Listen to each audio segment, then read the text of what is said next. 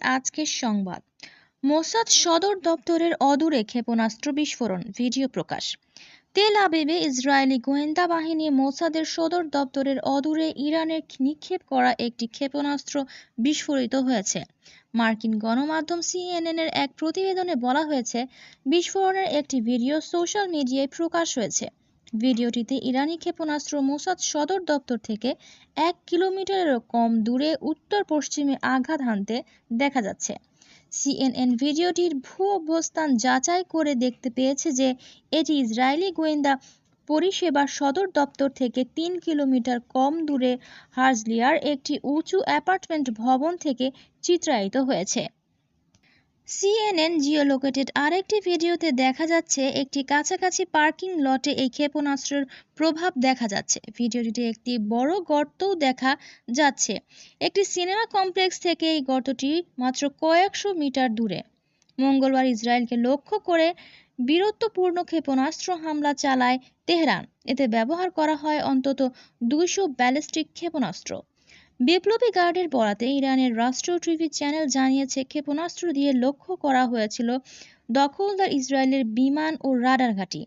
এছাড়া হামাস ও হিজবুল্লাহর কমান্ডারদের হত্যা পরিকল্পনার সঙ্গে জড়িত ছিল তাদের এই লক্ষ্যবস্তু। ইরান জানিয়েছে, আন্তর্জাতিকভাবে স্বীকৃত নিজস্ব প্রতিরক্ষা নিশ্চিতে ইসরায়েলকে লক্ষ্য করে মঙ্গলবার রাতে হামলা চালানো হয়েছে। এদিকে ইরান হামলার পর সামাজিক যোগাযোগ মাধ্যমে অসংখ্য ছবি ও ভিডিও প্রকাশিত হচ্ছে। এতে দেখা যাচ্ছে মিসাইলের আঘাতে কোথাও কোথাও গভীর খাদের সৃষ্টি হয়েছে, কোথাও ছড়িয়ে ছিটিয়ে পড়ে আছে মিসাইলের ধ্বংসবিশেষ। এদিকে বাংলাদেশি আমদানিতে পাকিস্তানের সব পণ্য লাল তালিকামুক্ত করল এনবিআর। নিরাপত্তার অজুহাত দেখিয়ে পাকিস্তান থেকে আমদানি করা অধিকাংশ পণ্য লাল তালিকাযুক্ত করে জাতীয় রাজস্ব বোর্ড। দীর্ঘদিন পর গত 29 সেপ্টেম্বর থেকে দেশটির পণ্যগুলো লাল তালিকামুক্ত করা হয়েছে। দেশে আওয়ামী লীগ সরকার 2009 সালে ক্ষমতায় নেওয়ার পর থেকেই বাংলাদেশের বাণিজ্যের ক্ষেত্রে আধিপত্য বাড়ে ভারতের। বাংলাদেশের সব ক্ষেত্রে হস্তক্ষেপ করে দেশটি। তারই অংশ হিসেবে পাকিস্তানের সঙ্গে বাণিজ্য কমাতে জাতীয় রাজস্ব বোর্ডকে বাধ্য করে তারা। এই আহ্বানের পর গতকাল একটি বিজ্ঞপ্তি প্রকাশ করে এনবিআর।